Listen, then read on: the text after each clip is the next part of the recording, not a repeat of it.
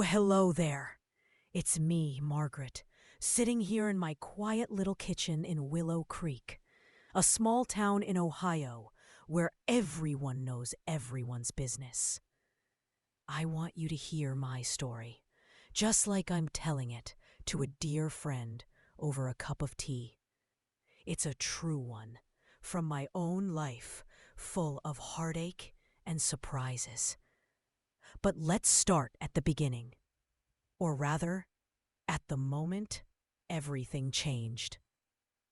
When I walked through the front door of my old house after being away for 6 long months, I expected hugs and smiles. Instead, there was silence.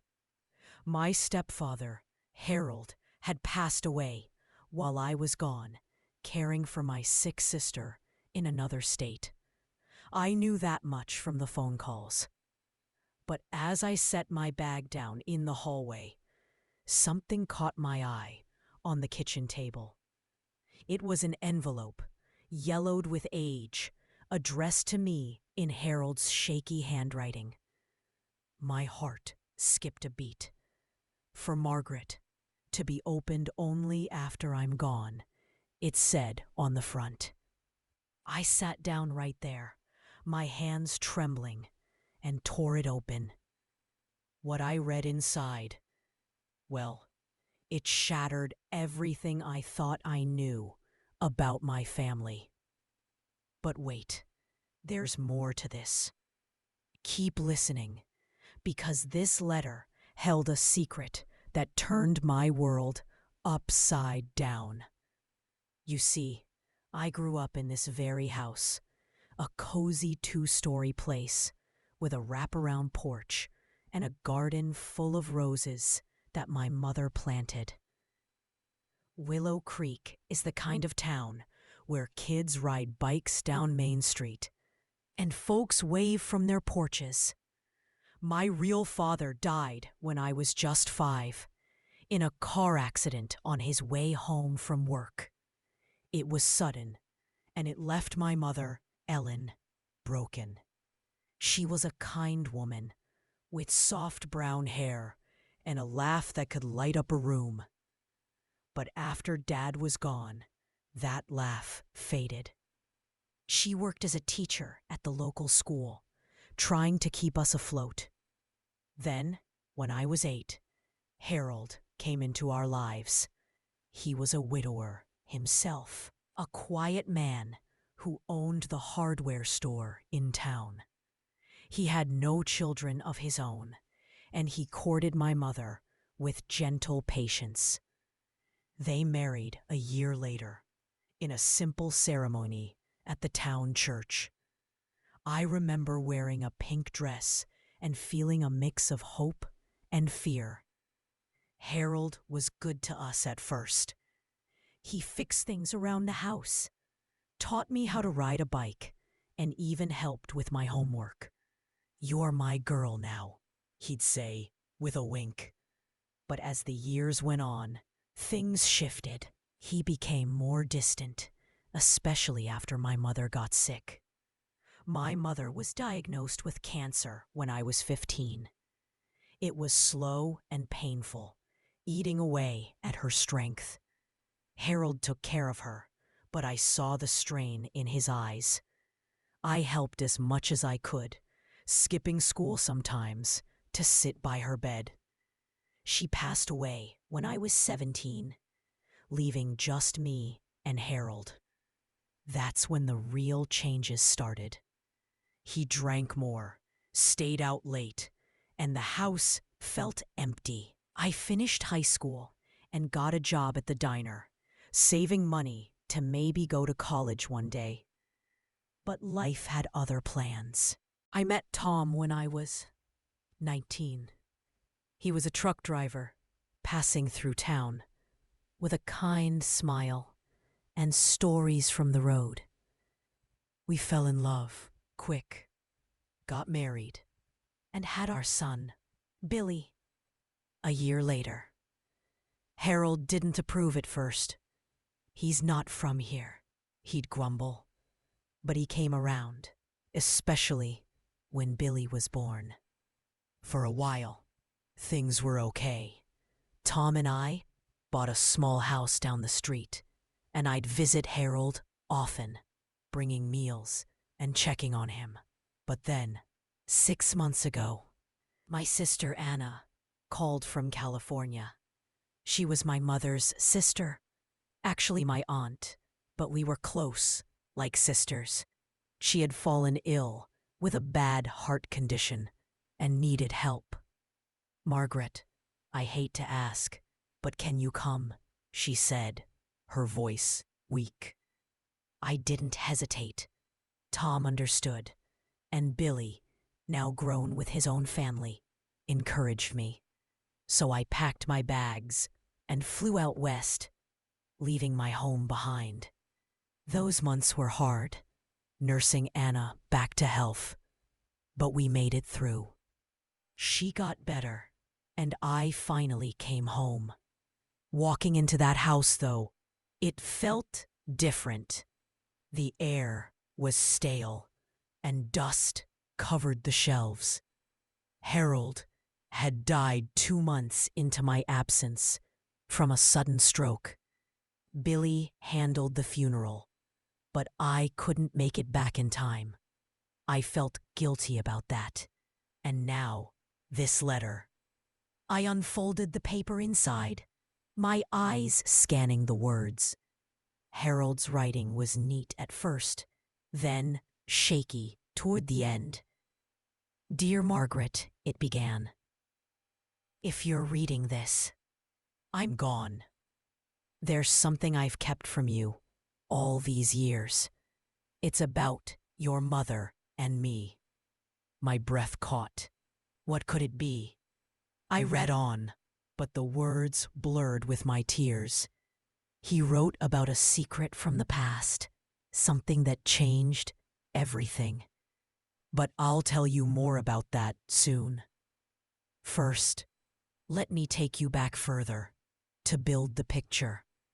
Growing up, I always felt like an outsider in some ways.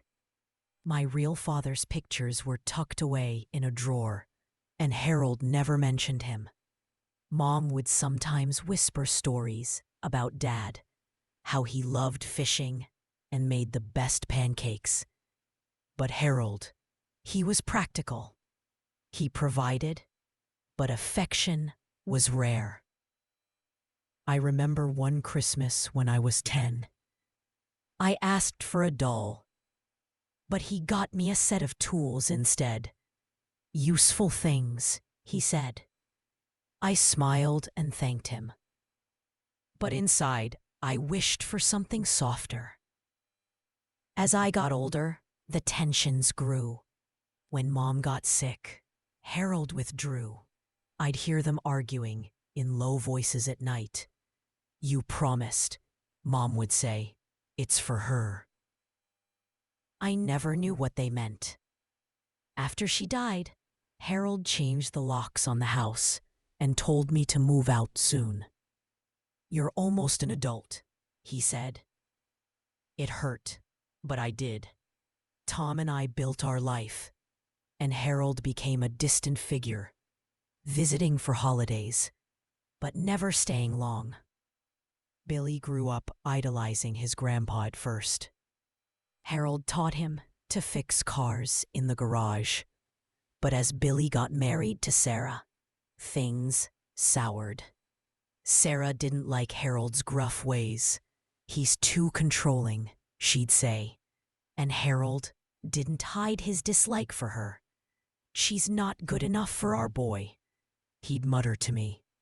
I tried to mediate, but it was like walking on eggshells. During my time in California, I called home often. Billy assured me everything was fine. "Grandpa's okay, Mom. Just resting more." But then the call came about his death. I mourned from afar, regretting not being there. Now back home, with this letter in my hands, it revealed a truth I never expected.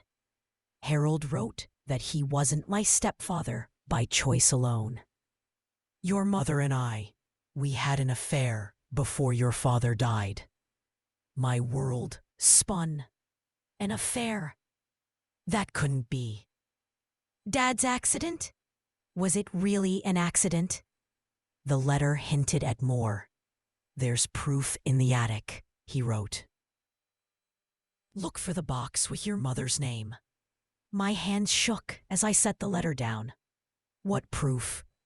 I stood up, heading upstairs, but my mind raced. This was just the start. Keep listening, because what I found up there, it changed my family forever. But then I opened that box and discovered a shocking secret. Let me pause here for a moment. Take a breath with me. This story is heavy on my heart, but sharing it helps. After reading that line about the affair, I felt a chill run down my spine. How could that be? My mother was the picture of loyalty. Or so I thought.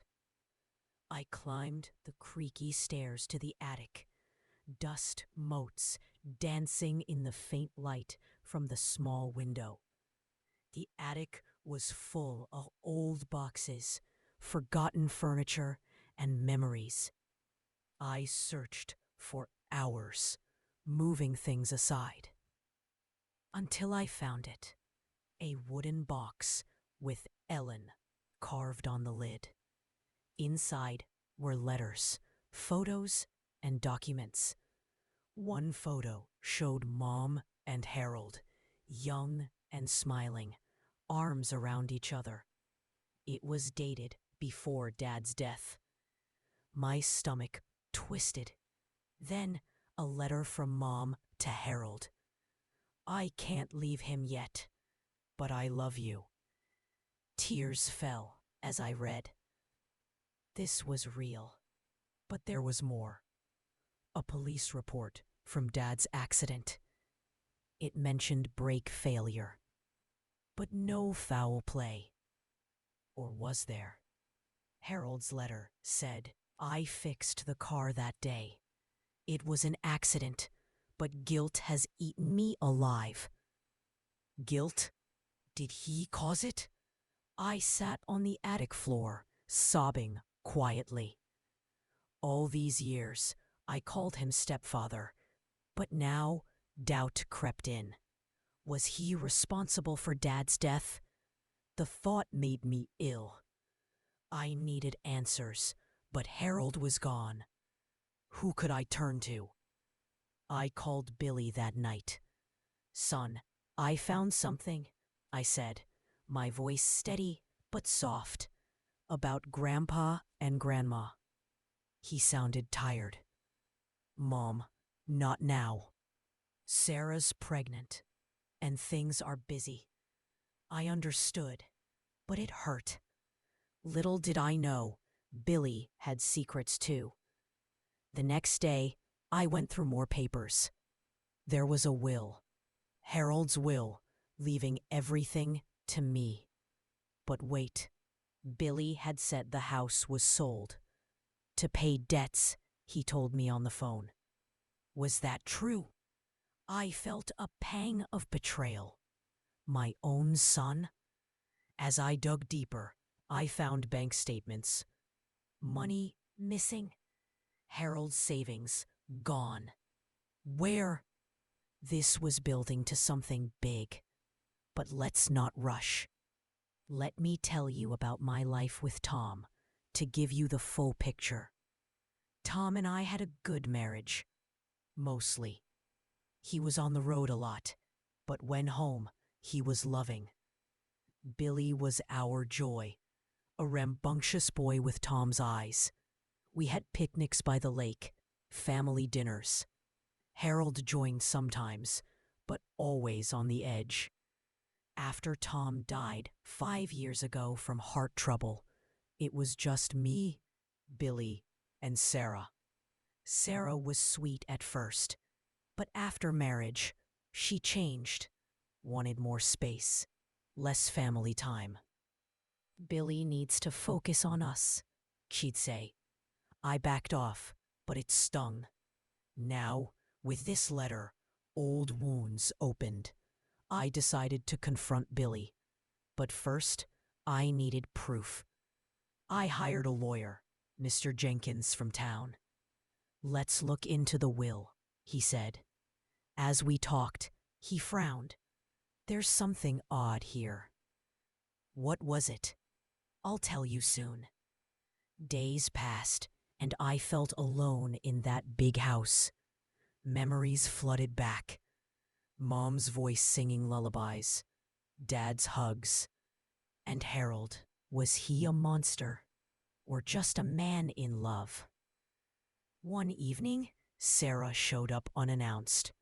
Margaret, we need to talk, she said, her face hard. About the house. My heart sank. What'd she want? This was the start of the real conflict. Family roots. Let's go back a bit more. My childhood was simple. Willow Creek has rolling hills, a river for fishing, and a main street with shops. Dad worked at the mill.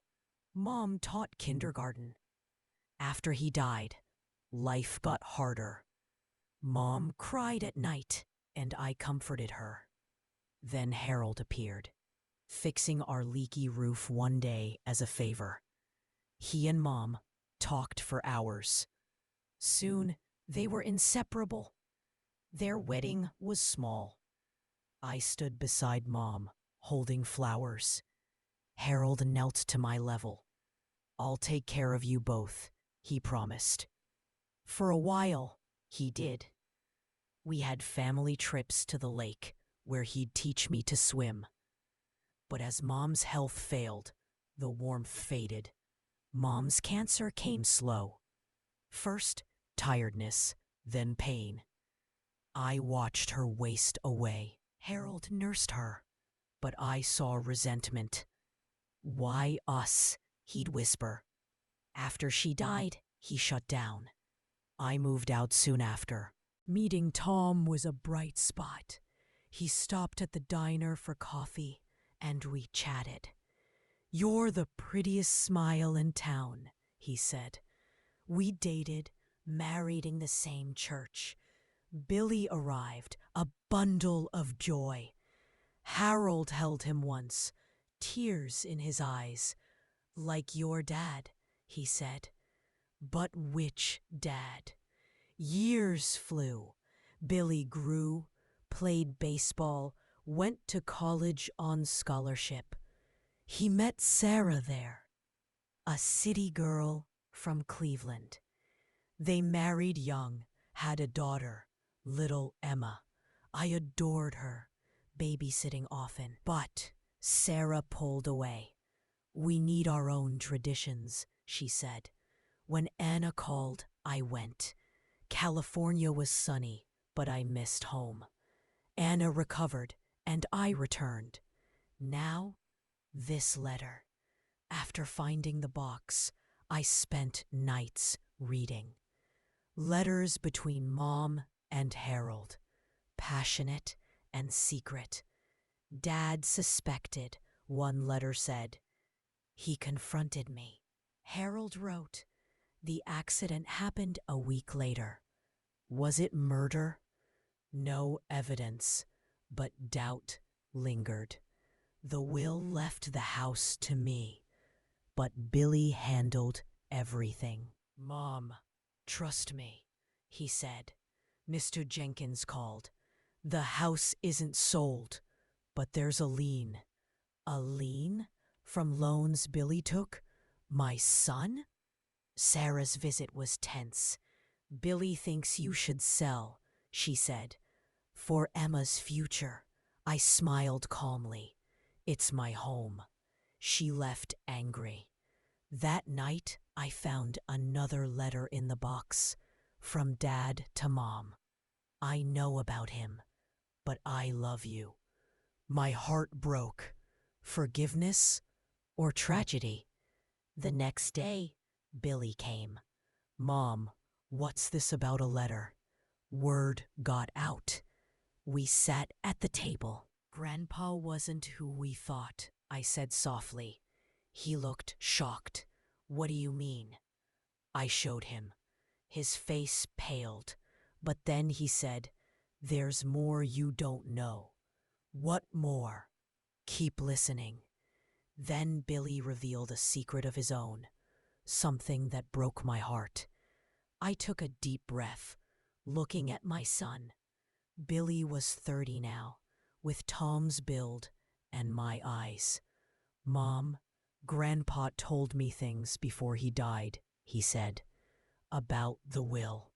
He paused, looking away. "He changed it." Changed it? The letter said it was for me. "To who?" I asked, my voice steady. "To me," Billy whispered, "but only if I took care of you." Tears welled in his eyes. "I didn't want to tell you." "Why hide it?" Trust shattered a bit. "And the loans?" I asked. He nodded. "For Sarah's business. She said it was temporary. Sarah's boutique in town was struggling. They used the house as collateral?" I felt sad, not angry. "Son, we can fix this." But inside, hurt grew. Over the next weeks, we talked. Billy apologized, promised to pay back. Sarah was less sorry. "It's family money," she said. Then Mr. Jenkins found something. "The original will is invalid. There's a newer one."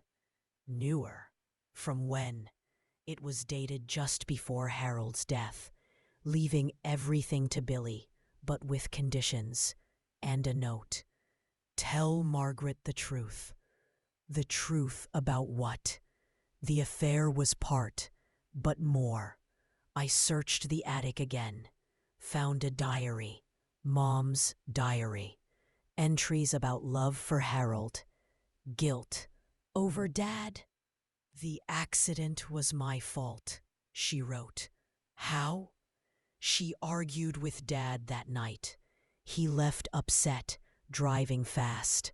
Brakes failed on the hill. No sabotage, just bad luck. But Harold fixed the car earlier, knowing they were worn. Guilt shared. Harold carried it all these years." I told Billy. We cried together. "Grandpa loved you," Billy said, "like a daughter." Healing started. But Sarah wasn't happy. "We need the money," she pressed. One day, she came with papers. "Sign over the house." I refused gently. "This is my past." She stormed out. Then the twist. Billy stood up to her. "No more lies," he said. "But wait, there's a bigger revelation coming. Let's reflect. Families have secrets, but love can mend." I felt calm strength growing. Hidden truths. As days turned to weeks, I sorted the house, threw out old things, kept memories. Emma came over, playing in the garden. "Grandma, tell a story," she said. I told her about her great-grandma Ellen. The roses, not the secrets. Not yet. Billy helped fix things. "Mom, I'm sorry," he said again. "It's okay," I replied. Forgiveness came easy, like a warm blanket. But then a letter arrived. For me, from Harold's lawyer. "Come to the office." Mr. Jenkins smiled. "Harold left a trust. For you alone." A trust? Money from savings, hidden. Enough to pay debts, keep the house. Why hide it? "He wanted you to know the truth first," Mr. Jenkins said. The truth. Harold was my real father. What? The letter explained. Mom and Harold's affair. produced me. Dad raised me as his own. Shockwaves. I was Harold's blood daughter. Proof. A paternity test from years ago, in the box. All those years he knew, but never said. To protect Mom's memory, I sat in silence, tears flowing. Not stepfather, father. Billy was stunned when I told him. So Grandpa was my real grandpa? Yes, closer than we knew. Sarah softened. I didn't know, she said. We gathered as family, reading the letters together. Healing. But one last twist. The house had a hidden room. Behind the pantry, a door. Inside, more letters, photos, and a note from Harold. Forgive me, daughter. I did, quietly, in my heart. Now, let's continue.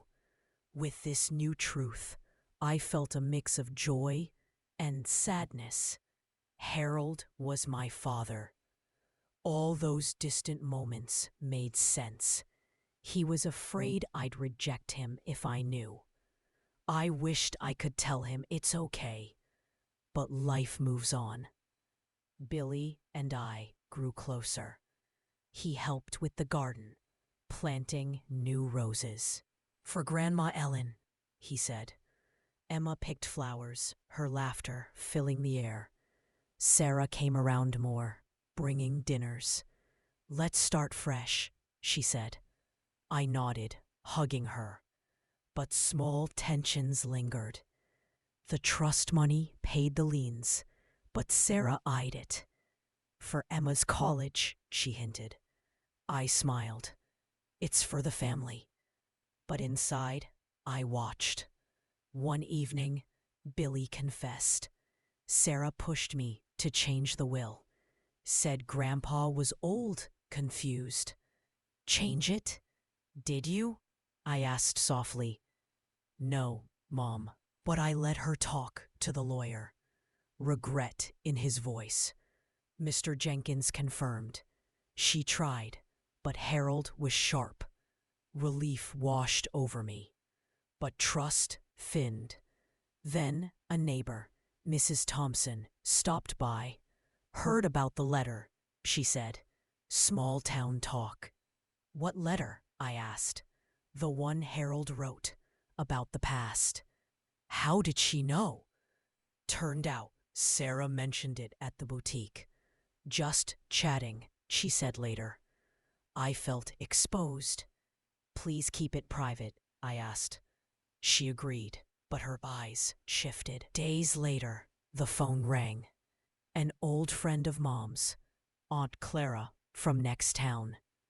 Margaret, I saw Harold before he died. He told me everything. Everything? Come over, I said.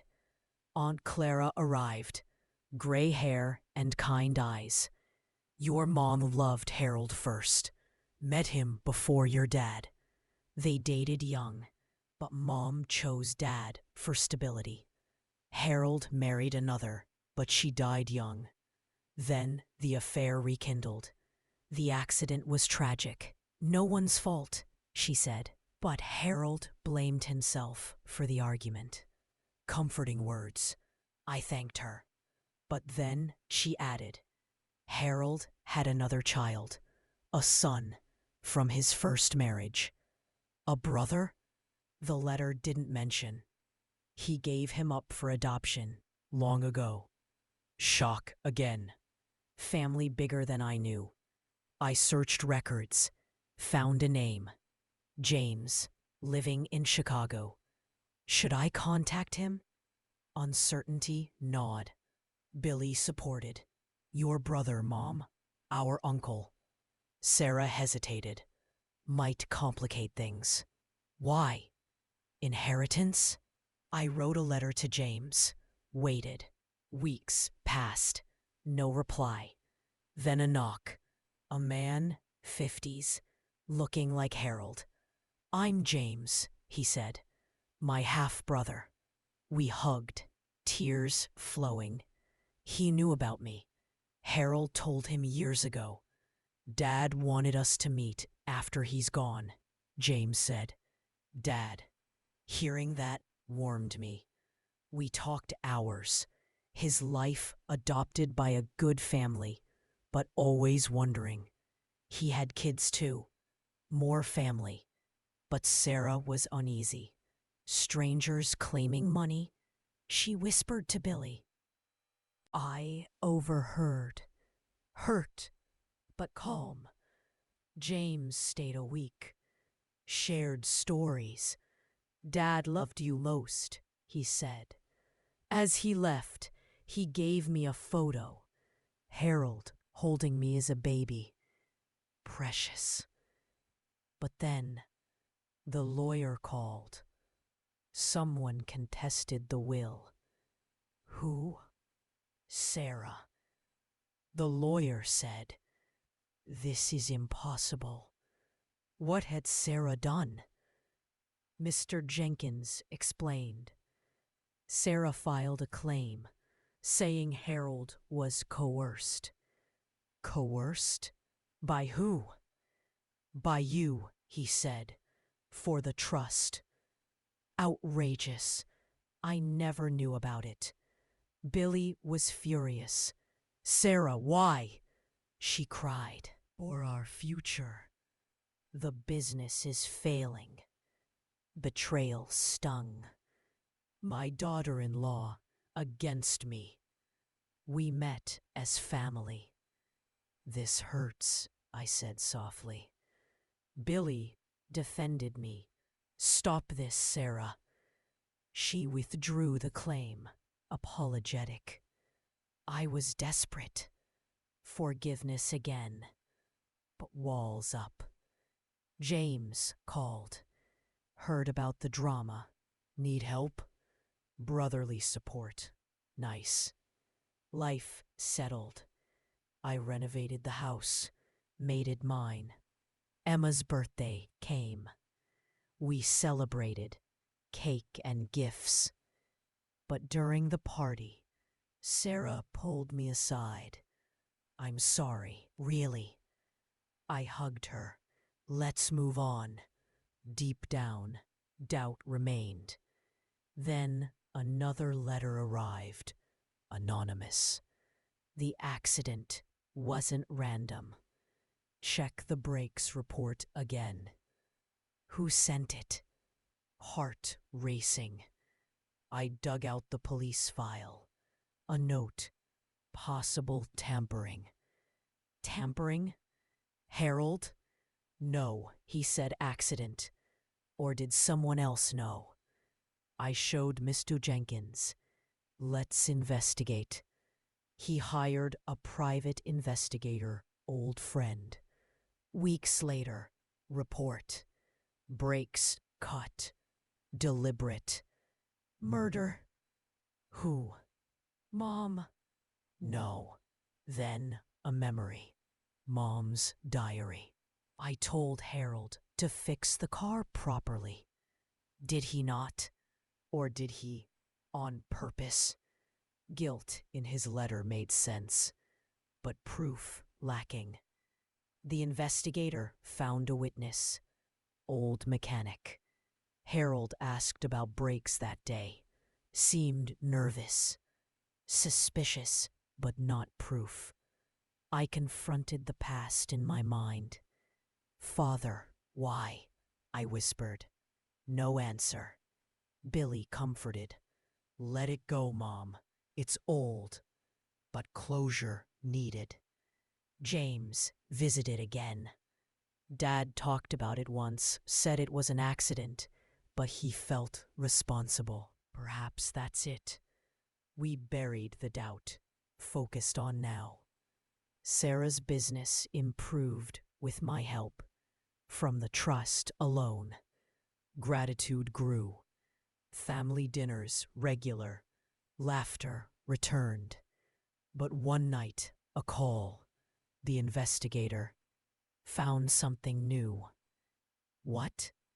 A confession letter. Hidden. From who? Keep listening. Shadows from the past. The investigator sent a copy. A letter. From Harold to his lawyer. Sealed years ago. I cut the brakes, it said. To be with Ellen. Forgive me. My father, a murderer. World crumbled. Tears endless. Why tell now? The letter was to be opened if contested. Sarah's action triggered it. Irony. I showed no one at first. Processed alone. Then told James. Our dad. He sighed. I suspected. He hinted once. We mourned the man we knew. Billy next. Shocked but supportive. Doesn't change your love. Sarah felt guilty. My fault for contesting. No. Truth needed out. We decided to keep it private. No good digging graves. Police closed case long ago. Healing through talking. I visited Dad's grave, my raised father. Thank you for loving me, I said. Then Harold's. I forgive you, Father. Peace came slow. Life went on.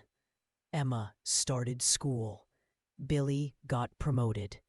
James moved closer to Ohio. Family expanded. Small joys. Baking with Emma. Walks with Billy. Sarah and I bonded over tea. You're strong, she said. I smiled. We all are. But a final twist waited. One day, sorting mail. Another envelope. From Mom's old friend. A journal page. Mom knew. She forgave him, it said. Love is complicated. Yes, it is. Story nears end, but reflections remain. With the truth out, tensions rose in subtle ways. James, moving closer, meant more visits. Billy was happy, but Sarah worried. More people in the will, she joked, but eyes serious. I reassured. The trust is set. But she pushed Billy for more money. For the baby, she said. Another child on the way. Congratulations, but strain showed. One dinner. Argument erupted. Quiet at first. Sarah said, the house is big. Maybe sell and divide. Billy shushed her. Mom's home!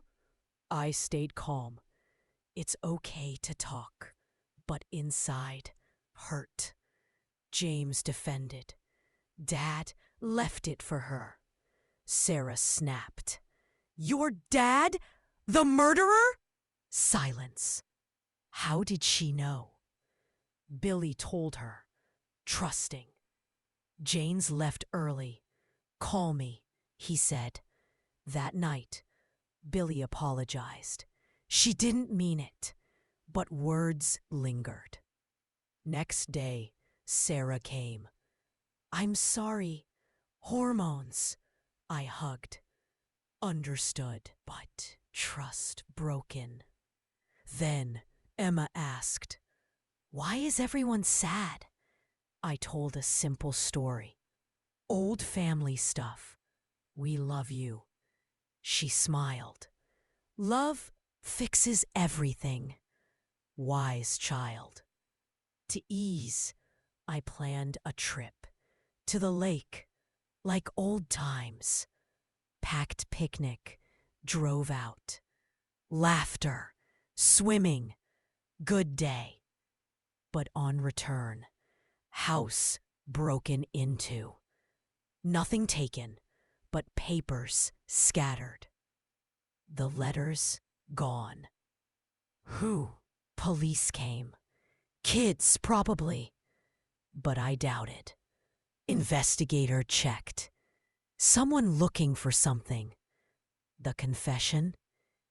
It was safe, in bank. But fear crept. Then, anonymous note. Leave the past alone. Threat? I told family. Billy worried. Stay with us. I did, for a week. Sarah was kind, but tense. One night, overheard her on phone. The house is worth a lot. If she sells. To who? Betrayal again. Confronted gently. Sarah, what's going on? She cried. Debt collectors. Business bad. Why not tell? Pride, she said. We helped. Used trust to pay. Grateful, she changed. But the break-in, unsolved.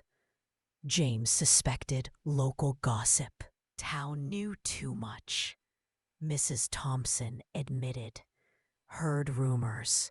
Small town curse. We moved on, but cliffhanger approaching. Then the daughter-in-law's plan failed. But there was a twist. Sarah's plan? Later discovered, she talked to realtor about selling. Without me. Billy found emails. Confronted. For us, she said. Argument big, but quiet. They reconciled. Counseling. Without it. Secrets buried. Now, open. Healing. But one more conflict. A lawyer letter. Contest from unknown. Who? A distant relative? Harold sighed. Turned out his first wife's family. Claiming share. Court date set. Stress. Mr. Jenkins fought. Will solid. Sarah stood by. Your family. Bonded. Resolution near. Reflections and hope. And so, my dear listener, that's my story. From a shocking letter to finding family, forgiveness, and strength. It's not perfect, but it's real. Life has twists, but love wins if we let it. The moral? This was my true story. Subscribe for more grandma stories. If you stayed hooked, please like, share, and subscribe. Deepening shadows, the weight of secrets. Take a slow breath with me, dear listener. We're walking deeper into this story now, where the quiet hurts start to pile up, one on top of the other. It's like carrying a basket of stones. You don't notice how heavy it is until you try to set it down. That's how it felt for me in those months after the confession letter came to light. I kept Harold's words locked away in the bank safe deposit box. I told only James and Billy. Sarah knew something heavy had happened, but not the full truth. I wasn't ready to let that darkness touch everyone yet. Some nights, I would sit on the porch swing, looking at the stars over Willow Creek, and wonder how a man could love so fiercely that it twisted into something terrible. Harold loved my mother that much, and in his way, he loved me. But love like that, it can leave scars that never fully fade. James came to visit more often after he learned the whole story. He drove down from Chicago every other weekend, bringing his grown daughter, Lily, sometimes. She was 25, with Harold's dark eyes and a gentle laugh. The first time I met her, she hugged me tight and said, "Grandpa talked about you all the time in his letters to me." I didn't know he had written to her. She showed me one, simple words about how proud he was of the woman I had become.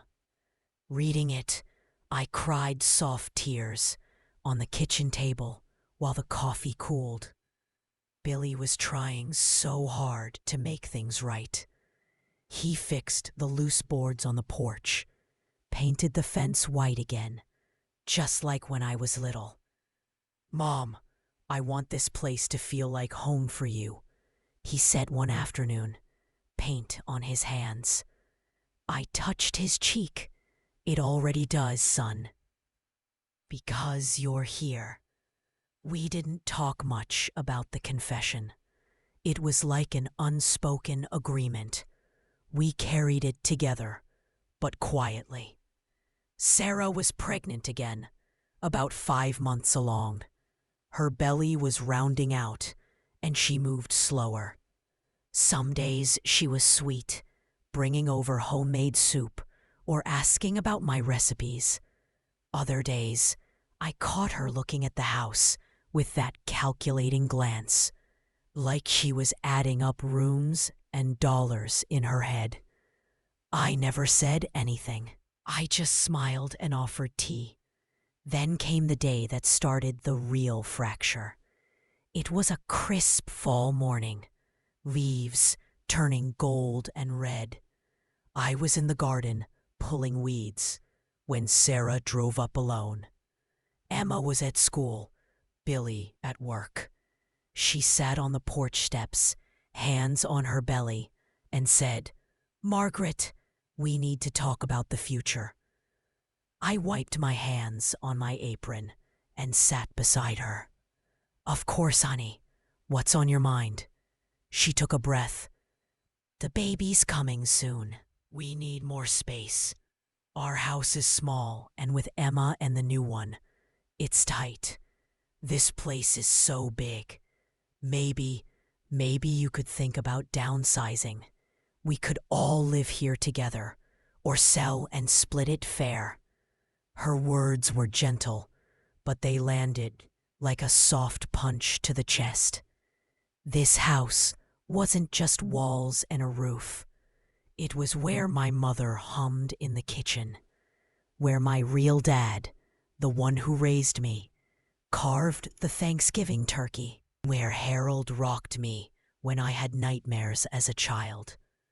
Every corner held a piece of my heart. I looked at her for a long moment. "Sarah, this is the only home I've ever known. I'm not ready to leave it." She nodded, but her eyes filled. "I understand. Things are hard. The boutique isn't doing well. Bills are piling up again." She placed my hand on her belly. I felt the baby kick. Strong, alive. "For them," she whispered. I felt torn. Love for my grandchildren pulled one way. Love for my past pulled the other. "We'll figure something out," I said softly. "We always do." But that conversation planted a seed. Over the next weeks, Sarah brought it up more. Little comments here and there. Emma would love a bigger yard. Think how nice family dinners would be every night. Billy stayed quiet, mostly, but I saw the strain in his face when she talked like that. When the inheritance documents opened again, wait for it. One rainy afternoon, Mr. Jenkins called. "Margaret, can you come to the office? There's something new with Harold's estate." I drove into town, windshield wipers swishing slow. My stomach nodded. "What now?" In his office, he laid out papers. Harold had a second trust, smaller but separate, set up years ago, before his stroke. It's for educational funds, for any grandchildren. I stared at the amount. Enough for college for Emma and the new baby, with plenty left. But there's a condition, Mr. Jenkins said, voice low. It only activates if the main house stays in your name. Harold wrote it himself, to keep the family rooted where Ellen's roses grow. Sarah's face flashed in my mind. If she knew. Does anyone else know? I asked. Not yet. I can keep it quiet until you're ready.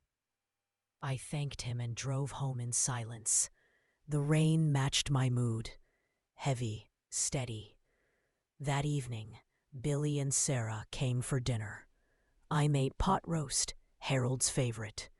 We ate, talked about Emma's school play. Normal things. But after Emma went to play in the living room, Sarah said, "Any news from the lawyer?" My fork paused. "Why do you ask?" She shrugged. "Just wondering. You seemed thoughtful." Billy looked at me, questioning. I set my fork down. There is something. I told them about the education trust. Their eyes lit up. Relief, joy. "That's wonderful," Billy said, hugging me. Sarah smiled wide. "See?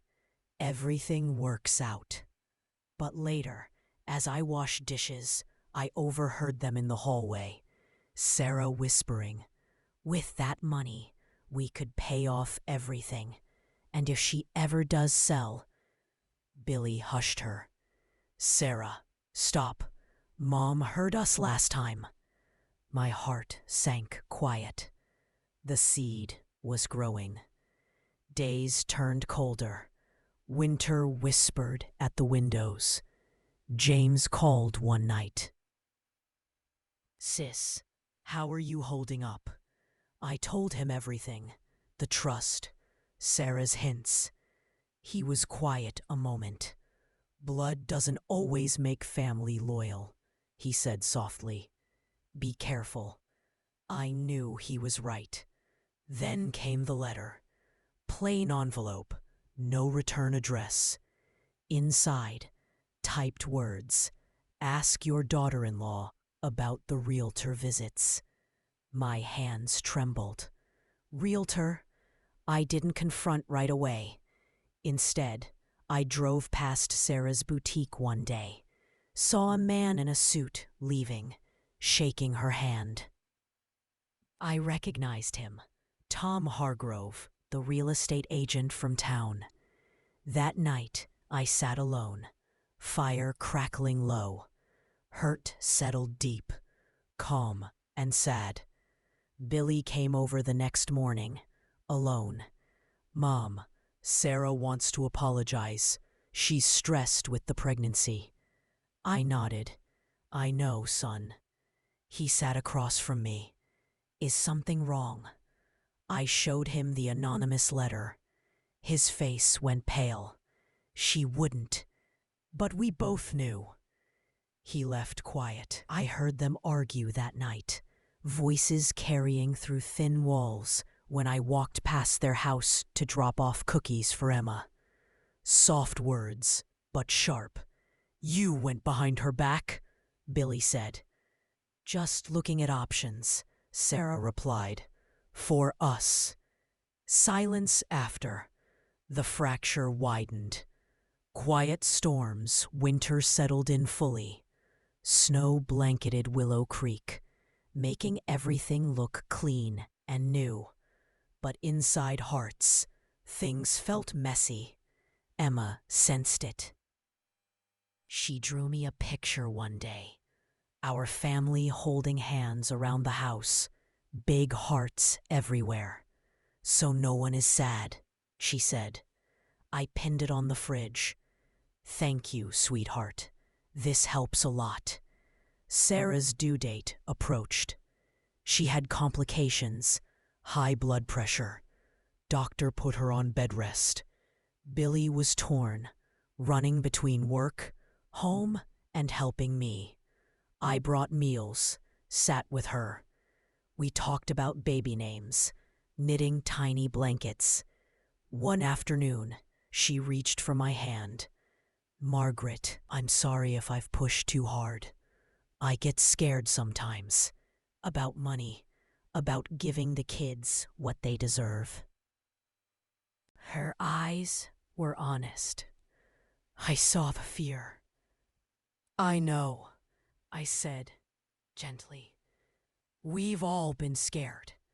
She cried soft tears. "I love this family. I don't want to lose it." I held her. "You won't. But trust takes time to rebuild." Then the break-in happened again. This time, while I was at Sarah's, helping. Police found footprints in the snow. Someone pried the back door. The safe deposit key was in my bedroom drawer. Still there. But papers from the attic box? Gone. The original confession letter. Panic rose quiet. Who knew about it? Only James, Billy, and Sarah had been in the house many times. I didn't want to believe. Billy installed cameras. "For safety," he said. We waited. Christmas approached. The town lit up, lights on Main Street, carols from the church. I decorated the house, like always. Tree in the window, Mom's old ornaments. James came with Lily. We baked cookies, told stories. Sarah went into labor early, on December 23rd. We rushed to the hospital. Little boy, healthy. Named him Thomas, after my Tom. Holding him, tiny fingers around mine. Everything else faded for a moment. Pure joy. Sarah looked at me, exhausted but smiling. "Thank you for being here, family." But on Christmas Eve, the camera caught something. A figure in the yard, late at night. Face hidden, but build familiar. Billy watched the footage with me. "No," he whispered. "The coat. Sarah's brother, visiting from out of town." Why? Everyone was watching. What would happen next? Billy confronted him Christmas morning, quiet in the garage, while the kids opened gifts inside. "Mark, what were you doing at Mom's?" He denied at first, then broke. Sarah asked me to look for papers, said there was a new will or something that could help with money.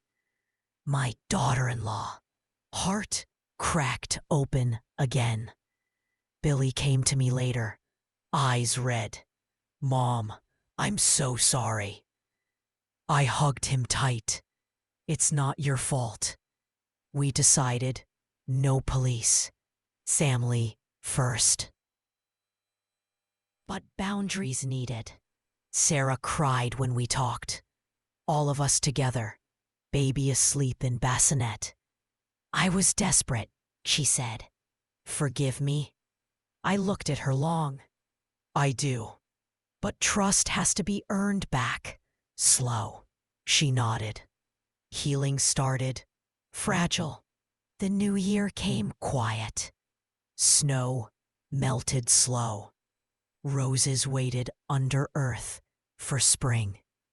And I learned, betrayal hurts deepest from those closest.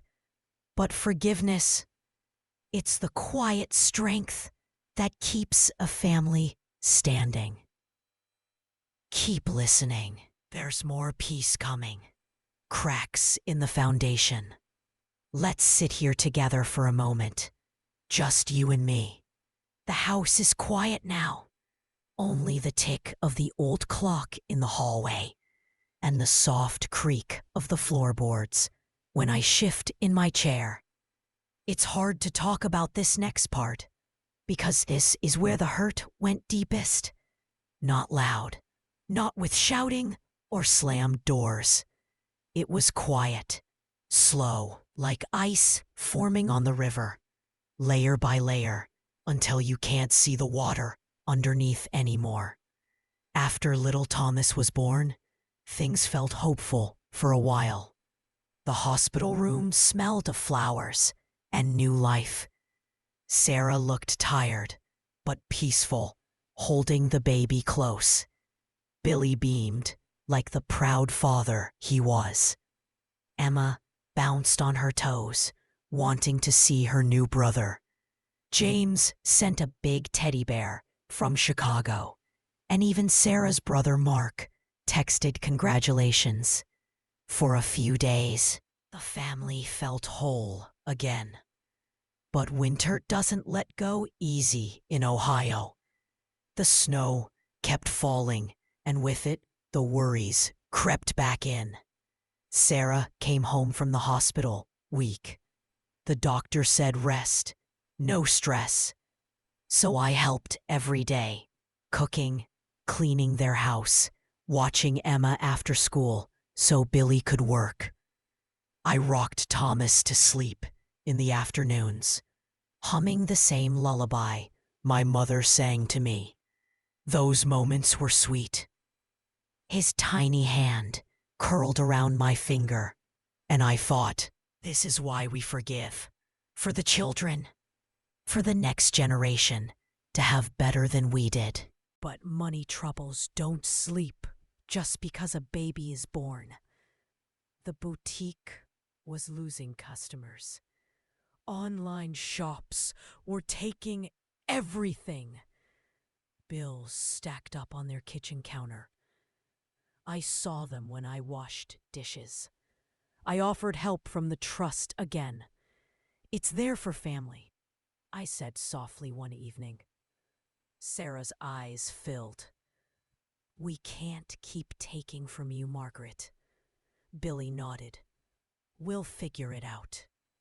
But I knew they were sinking. Then came the morning I found the for sale sign in their garage. It was folded up, but the picture was clear. My house, the wraparound porch, Mom's roses in the front yard. Charming historic home in Willow Creek, it read. Listed price higher than I ever imagined. My heart stopped quiet. I stood there in the cold garage, breath fogging, staring at the sign like it was a ghost. Billy walked in, saw me, and froze. Mom, I didn't raise my voice. I just asked, how long? He looked down. Sarah had it made, just in case. She thought if we showed you how much it's worth, you might consider. Consider leaving the only home I've ever known. The place where I learned to walk. Where I cried over my mother's grave clothes. Where Harold, my real father, taught me to hammer a nail straight. I folded the sign back up, set it where it was, and went home without a word.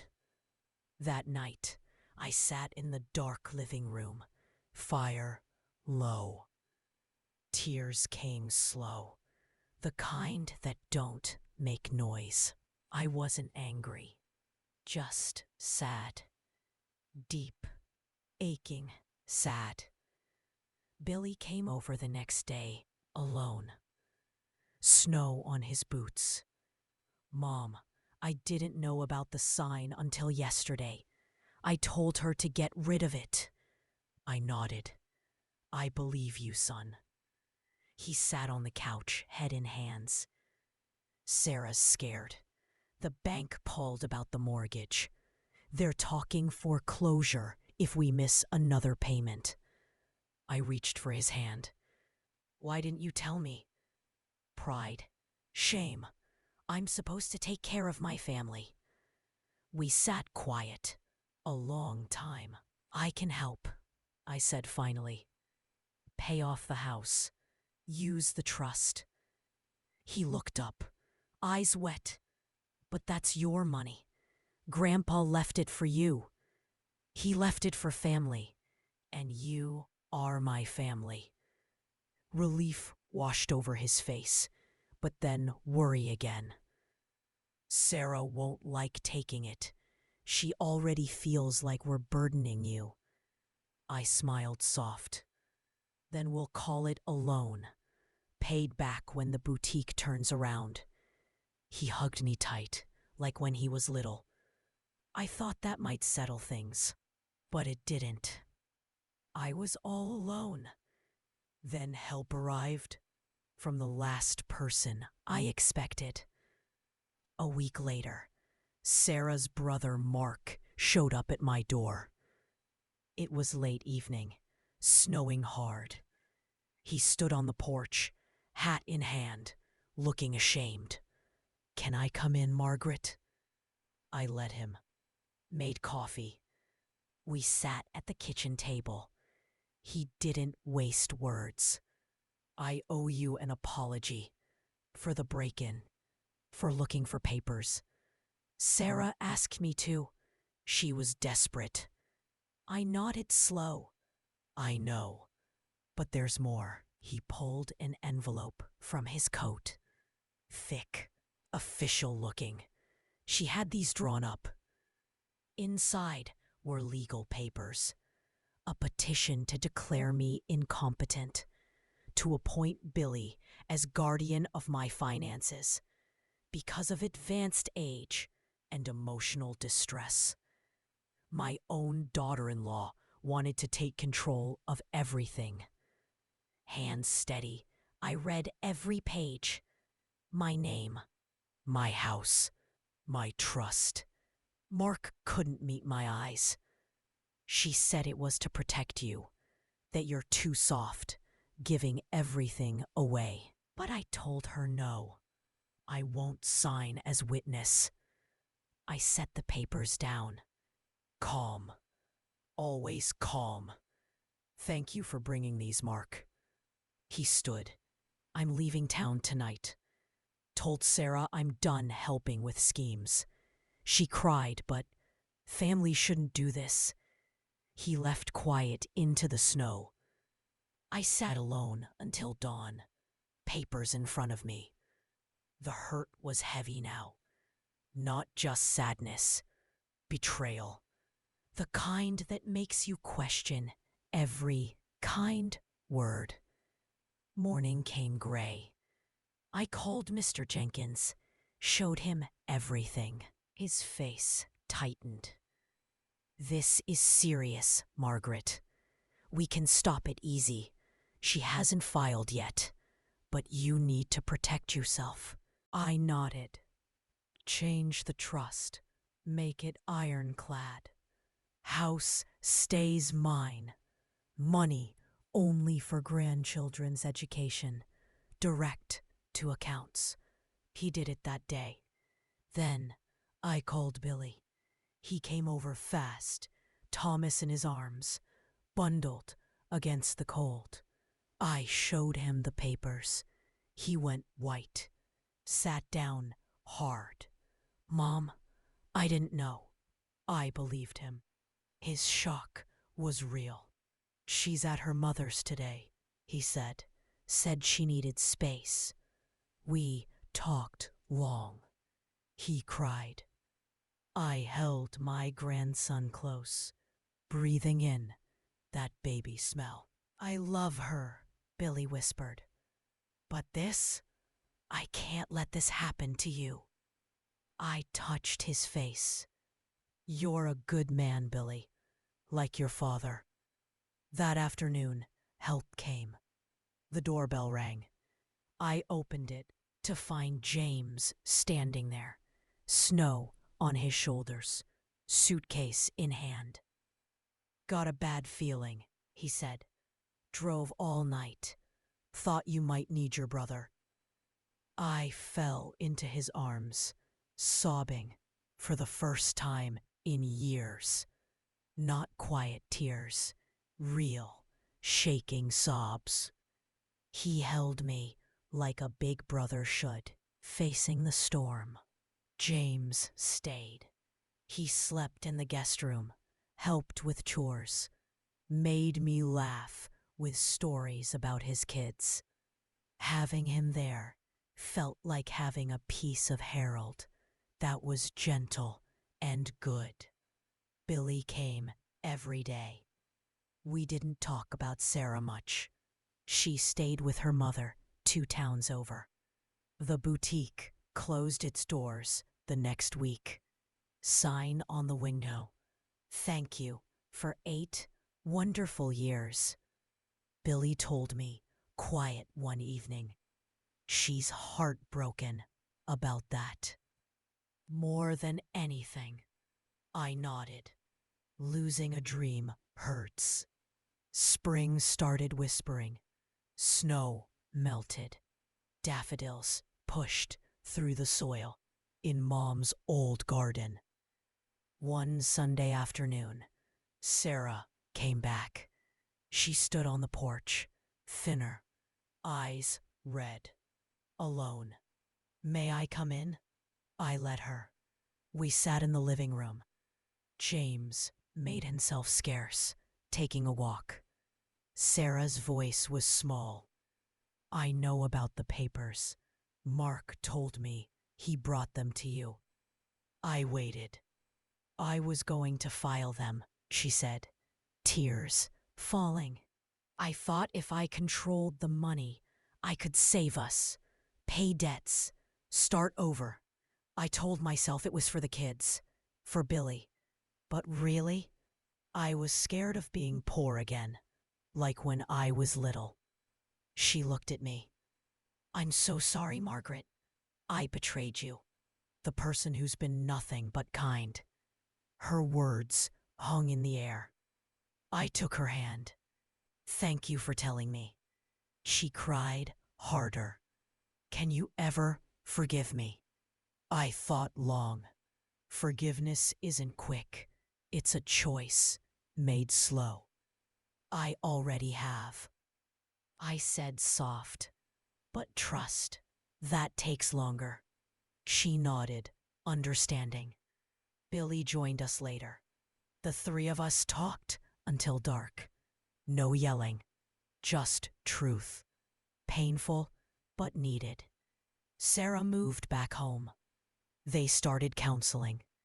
Billy took a second job, paid bills slow. I kept the house, kept the trust locked tight for the grandchildren. James went home, but promised, call anytime, sis. Summer came gentle.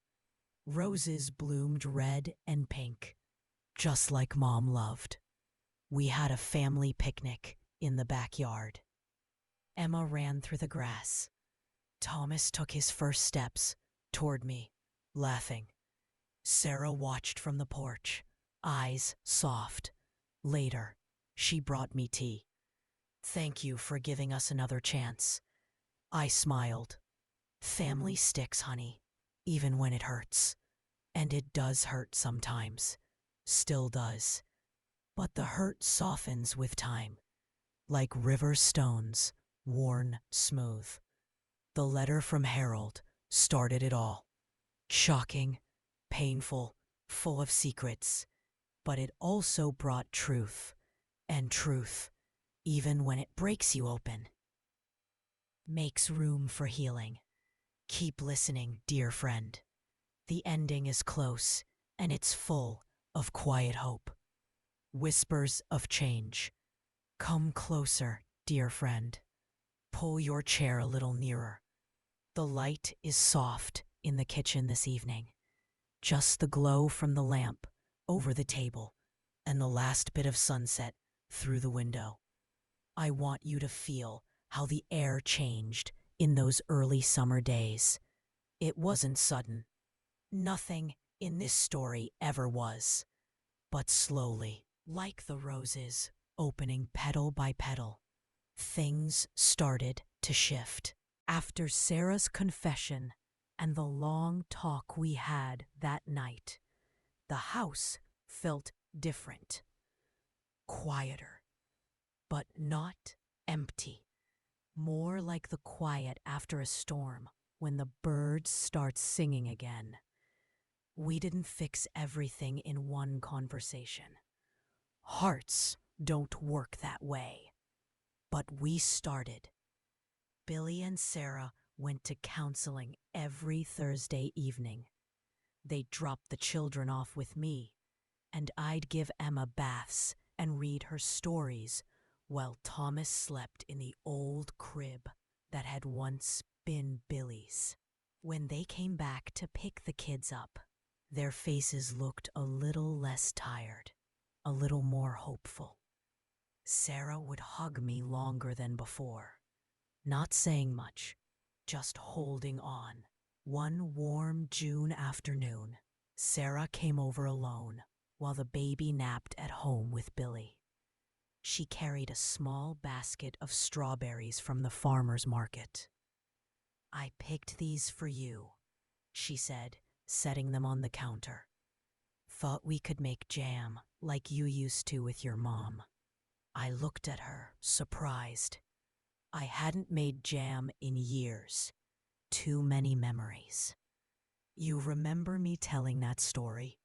She nodded.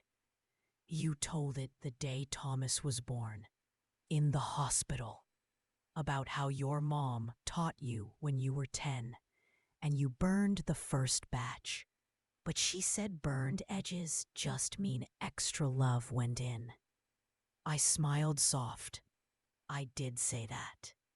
We washed the berries side by side at the sink, the kitchen filled with that sweet summer smell. We didn't talk about the papers or the realtor or the break-in.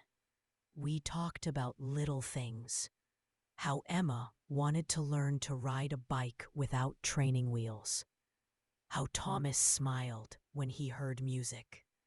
Then, as the berries simmered on the stove, Sarah said quiet, "I've been thinking a lot about what I almost did. Taking control like that. It scares me that I even thought it." I stirred the pot, slow. Fear makes us do things we never thought we would. She wiped her hands on the apron I'd lent her. I grew up with nothing stable. Dad left. Mom worked 3 jobs. We moved every year. I promised myself my kids would never feel that scared. I turned to her. "And they won't. Not if we choose different." She nodded, eyes wet. "I want to earn your trust back. Slow, however long it takes." I reached over and touched her arm. "You already started today." We canned 6 jars of jam that day, labeled them with the date, set them on the shelf like little red promises. But what happened the next day? Something that changed everything again. The next morning, the mail truck stopped longer than usual at the end of the driveway. The postman waved, as he always did, but he carried a thick envelope up to the door himself. "Special delivery, Margaret," he said. "Needs a signature." It was from a law office in Cleveland. Not Mr. Jenkins. Someone new. I sat at the kitchen table and opened it careful. Inside was a letter and more documents. The letter began, "Dear Mrs. Whitaker, we represent the estate of Mr. Harold J. Thompson, deceased. New information has come to light regarding an insurance policy taken out in 1968. My breath caught. 1968. The year before my real father, the one who raised me, died. The policy was a life insurance on my dad's life. Harold had taken it out secretly, naming himself beneficiary. But because of the suspicious circumstances of the accident, it was never paid. The company froze it, pending investigation. Now, 57 years later, an old file had been digitized. A note from the original investigator. Brake line tampering confirmed. Case closed as accident due to lack of evidence pointing to perpetrator. But the policy had a clause. If foul play was ever admitted, the money would go to the victim's immediate family, me. And there attached was Harold's confession letter, the one I thought was safe in the bank. A copy, with a handwritten note in Harold's shaky script at the bottom. Send this to the insurance company after my death. Let the truth pay what I owe. He had planned this all along, not just to confess to me, to make it right the only way he knew how. The amount, adjusted for inflation and interest over decades, was staggering. Over $1 million. My hands shook as I read the final line. Funds to be released to Margaret Ellen Whitaker within 90 days, upon verification. I sat there a long time. The jam cooled on the shelf. The clock ticked. Harold, my father, had carried guilt so heavy he arranged, even from the grave, to give me what he took. Not revenge, restitution. Quiet, heartfelt restitution. I called Mr. Jenkins first, then James, then Billy. They all came over that evening. We sat around the same kitchen table, papers spread out. Billy read it twice. Grandpa, he did this for you. James nodded slow. He couldn't say I'm sorry enough in life, so he did it this way. Sarah stood in the doorway, holding Thomas. She had heard everything. She walked in, laid the baby in the bassinet by the window, and sat down. Margaret, she said soft, this changes everything. I looked at her. It does. But not in the way she feared. Roots and wings. The money came in September, just as the leaves started turning gold again. I didn't spend it on myself.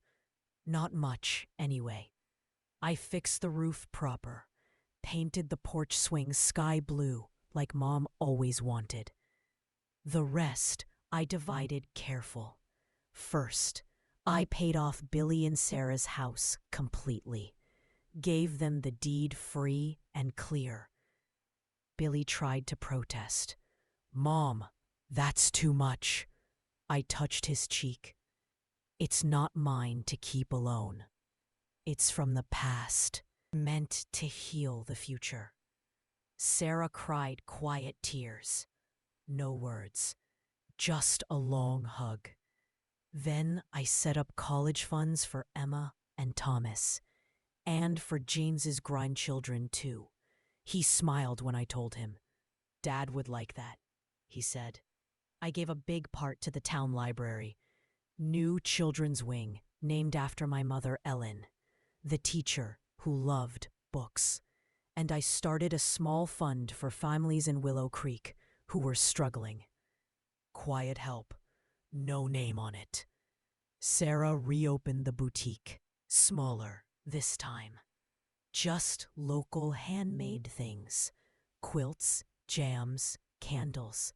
She called it Ellen's Corner. Said it felt right. Business grew slow but steady. People came for the story, as much as the goods. The story of forgiveness. One October evening, we all gathered in the backyard. James and his family drove down. We had a bonfire, roasted marshmallows. Emma ran with her cousins. Thomas toddled after them, laughing.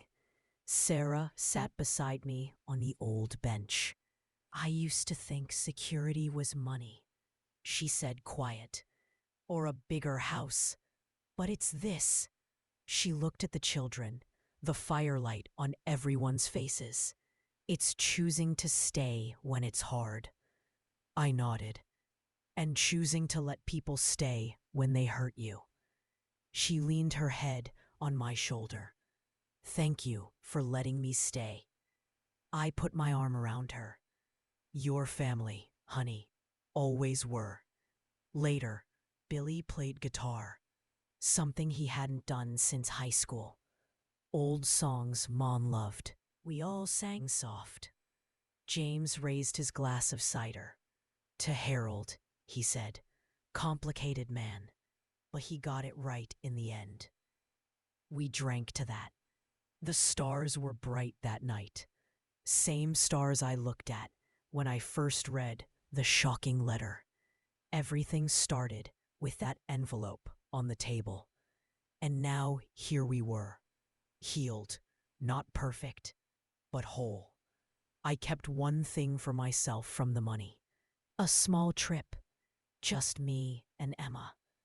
We went to the ocean. First time for both of us, seeing it. She ran along the shore, waves chasing her feet. I stood watching, wind in my hair. Grandma, it's so big, she called. I smiled. Yes, sweetheart, but love is bigger. She ran back, took my hand. We walked slow along the water. That's when I knew. The story wasn't about betrayal anymore. It was about coming home. To the house, to family, to myself. The letter brought the shock, but we chose the healing. And that's what matters most. We're almost at the end now. Just a little further. The lesson is coming. Soft and clear. A garden blooms again. Let's linger here a little longer, dear listener. The story is winding down now, like a river finding its way to the sea. Slow, steady, carrying everything is gathered along the way. I want you to picture the garden in full summer bloom. The roses my mother planted are heavy with flowers, red and pink and white, their scent drifting through the open windows. That's how life felt that year after the insurance money came. Not perfect, not without scars, but blooming anyway. I turned 72 that July. We kept the celebration small, just family in the backyard, under strings of soft, white lights. Billy grilled chicken the way Tom used to.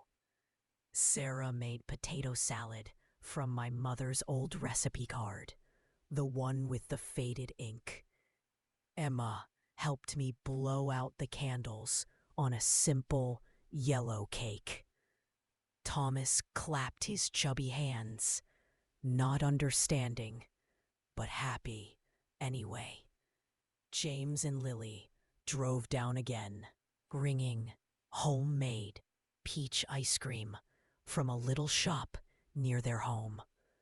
Sarah gave me a gift wrapped in brown paper. Inside was a wooden sign she had painted herself. Ellen's Roses, planted with love, 1958. I thought it could go by the garden gate, she said, quiet, so everyone remembers where it all started. I traced the letters with my finger. Tears came soft, the grateful kind. "It's perfect," I whispered. We hung it the next morning. Billy screwed it into the fence post while Emma held the level. Sarah took a picture of all of us standing there, me in the middle, hands on Emma and Thomas, James on one side, Billy and Sarah on the other. That photo sits on the mantel now. I look at it every day. Life settled into a gentle rhythm. Sarah's little shop, Ellen's Corner, did better than anyone expected. Folks came from neighboring towns for her jams and quilts. She hired Mrs. Thompson's granddaughter to help on weekends. The girl was shy, but good with customers. Sarah taught her the way. I taught Sarah. Patient, kind. Billy quit his second job. He had more time for the children, more time for us.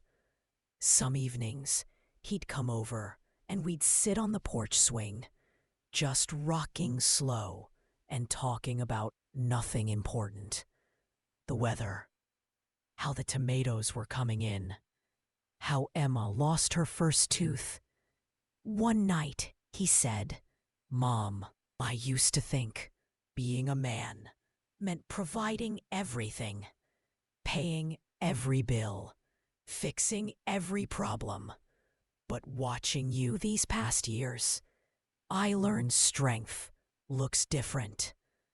It looks like you. Calm, forgiving, still standing." I squeezed his hand. "You're standing too, son. That's what matters." James visited every couple of months. We'd take long walks down by the river, talking about Harold. Not just the dark parts anymore, the good ones too. How he could fix anything with his hands. How he loved old country music. How he kept peppermints in his pocket for kids at the hardware store. He wasn't all bad, James said once, just broken in places. I nodded. None of us get through without breaking somewhere.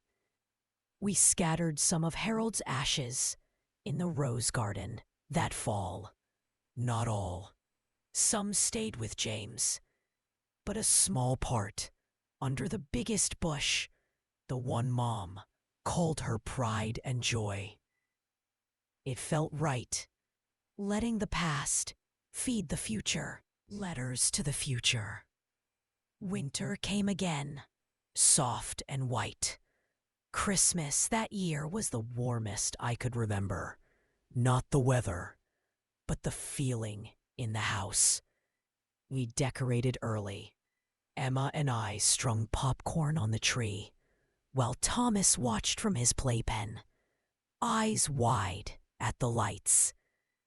Sarah baked cinnamon cookies that filled the whole place with spice. Billy hung mistletoe in the doorway and kissed Sarah every time they passed under it. Young love, renewed. On Christmas Eve, after the children were asleep, we grown-ups sat by the fire with mugs of hot chocolate.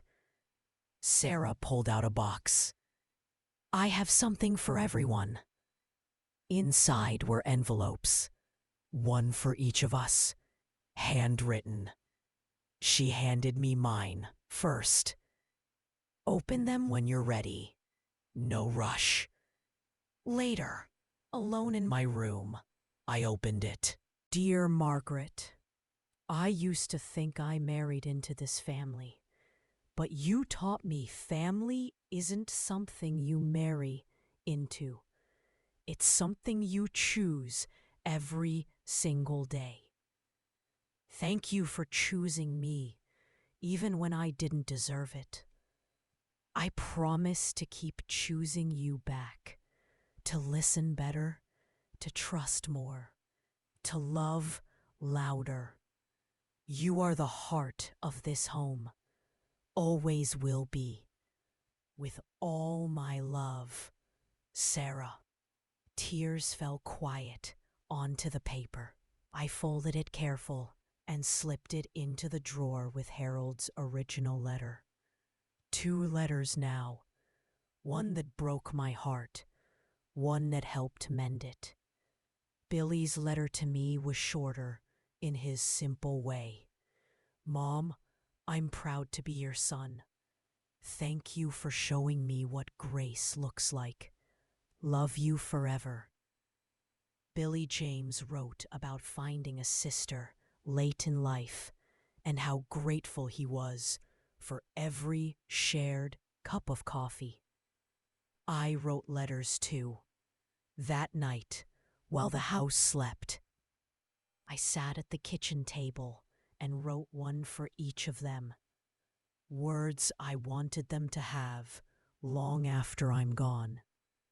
To Emma and Thomas, I wrote about courage and kindness, about how roses have thorns but still bloom, about forgiving people while still protecting your heart. To Sarah, I wrote thank you for growing, for staying, for loving my son and grandchildren so fierce. To Billy, I wrote how proud I was of the man he'd become. To James, I wrote, "Welcome home, brother." I sealed them and tucked them away in the attic box, the same one that once held secrets. Now it holds promises. Spring returned again. The garden woke up hungry for sun. New shoots pushed through the earth where we'd scattered Harold. One Saturday morning, Emma ran inside, breathless. "Grandma, come see!" I followed her out. In the middle of the rose bed, a new bush had sprouted. Not from the old roots, something different. White flowers with a blush of pink at the center. Delicate, beautiful. Sarah knelt beside it. "It's a volunteer," she said soft. "From seed carried by wind or birds. A hybrid maybe. Something brand new." We all stood around it, quiet. "Like us," Billy said. "A new kind of family." I nodded, feeling the truth of it deep in my bones. We named the bush Hope. Years have passed since then. Not many, but enough to see the children grow. Emma is tall now, learning guitar from her dad. Thomas chatters non-stop, always asking why. Sarah and I make jam every summer. Same kitchen, same recipes, new stories. The house is still mine, always will be, but it belongs to all of us now. Some nights I sit on the porch swing, alone, listening to crickets and distant lawnmowers. I think about that day I came home and found Harold's letter waiting. How it felt like the end of everything I knew. But it wasn't the end. It was the beginning of something truer. Families carry secrets. They carry hurt. Sometimes they carry guilt, heavy enough to bend a person in half. But they can also carry forgiveness and love and second chances. That's what mine chose to carry, and that's what I choose every day. We're coming to the close now, dear friend. Just a few more quiet words, and then I'll let you go with the lesson soft on your heart. Seasons of memory. Sit with me a little more, my friend.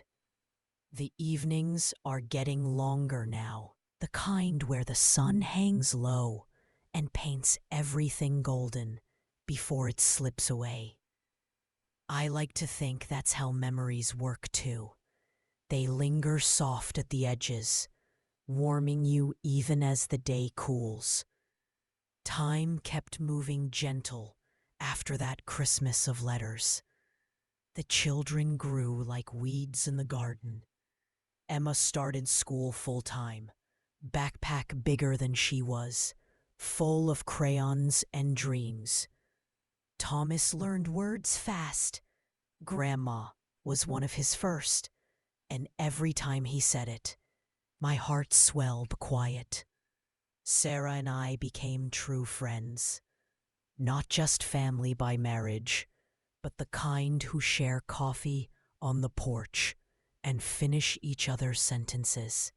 She'd tell me about her day at the shop, how an old customer came in, crying happy tears over a quilt that reminded her of her own mother. I'd tell her about pruning the roses or finding an old photo in a drawer. We laughed more than we cried now. One spring morning, Sarah brought over a small wooden box she'd found at an estate sale in the next town. "I thought of you when I saw it," she said. "It's just like the one in the attic." It was. Same dark wood, same little brass latch. I took it careful, feeling the weight of it in my hands. "Open it," she smiled. Inside was empty, waiting. "I figured you could fill it with new things," she said soft. "Good things this time." I did. Over the months, I put in little pieces of our life now. A photo of Emma's first bike ride without training wheels. Billy running beside her, both laughing. A pressed flower from the Hope rosebush. A copy of the children's birth announcements. The label from our first jar of jam we made together. Sarah added things too. A ribbon from the shop's grand reopening. A note from a customer thanking her for kindness. No secrets this time, just love, collected slow. James retired that year, sold his house in Chicago, and bought a small place just outside Willow Creek, 10 minutes down the road. "Close enough to borrow sugar," he said with a wink. "Far enough you don't get sick of me." We saw him often. Sunday dinners became tradition. Everyone crowded around my old oak table that had seen so many years. James told stories about his grandkids up north. Lily came sometimes with her little boy, who called me Great Aunt Margaret, and followed Emma everywhere like a shadow. One Sunday, after dinner, James and I walked to the garden. The hope bush was tall now, covered in blooms. He touched a petal, gentle. "Dad would be proud of this," he said, quiet. I nodded. "He is, wherever he is." We stood there long, listening to the children play inside. Dishes clinking as Billy and Sarah cleaned up. "Remember when we scattered his ashes here?" James asked. "I do." I was angry then, at him, at the secrets. "Me too." He looked at me. "But you forgave first, showed the rest of us how." I smiled soft. "Forgiveness isn't a moment, it's a road. We just keep walking it." He hugged me sideways, brother and sister, under the roses. The old letters fall came again, leaves turning the hills into fire. One rainy afternoon, Emma came over after school, soaked from missing the bus stop. We dried her hair with a towel and made hot chocolate with extra marshmallows. "Grandma," she said, cupping the mug with both hands, "Daddy says you have old letters in the attic from great-grandpa Harold." I paused. Billy must have mentioned it. "Yes, sweetheart, I do." "Can I see them someday? When I'm bigger?" I looked at her young face, so open, so trusting. "Someday," I said gentle. "When you're ready to understand complicated things." She nodded, serious. "Like how people can make big mistakes, but still be loved?" My breath caught soft. "Exactly like that." She hugged me then, sticky marshmallow fingers and all. That night, after she went home, I climbed the attic stairs alone. The wood creaked familiar under my feet. I opened the old box, the one that started everything. Harold's letter was still there, yellowed now. The one that shocked me coming home that day. I read it again, slow. The words still hurt. The confession, the guilt, the love, twisted wrong. But I read something new this time, too. The love that tried, in the end, to make it right. I took the letter out, held it long. Then I carried it downstairs to the fireplace. The flames were low, but steady. I sat in front, letter in my lap. I thought about burning it, letting the last dark part go up in smoke. But I didn't. Instead, I folded it careful and put it in the new box Sarah gave me, with the good things. Because the story isn't just the hurt, it's what we do after. I added a note of my own, in my shaky, older handwriting. "For Emma and Thomas, when you're grown." This letter was hard to read. It broke my heart once, but it also led to truth. And truth led to healing. Your great-grandpa Harold made terrible choices, but he also loved fierce. And in the end, he tried to fix what he broke. People are both things, the dark and the light. Hold them both gentle. Love them anyway. Choose forgiveness when you can. And always, always choose kindness. Love, Grandma Margaret. I closed the box, latched it soft. Someday they'll open it and understand. Until then, we live the good parts loud. Winter returned, snow blanketing everything clean again. Christmas lights twinkled on Main Street. Ellen's Corner had a big window display, quilts and jams, and a little sign that said, "Gifts from the Heart." We gathered Christmas Eve, same as always. More crowded now, with James's family. After the children opened gifts and fell asleep under the tree, the grown-ups sat quiet by the fire. Sarah raised her mug to second chances.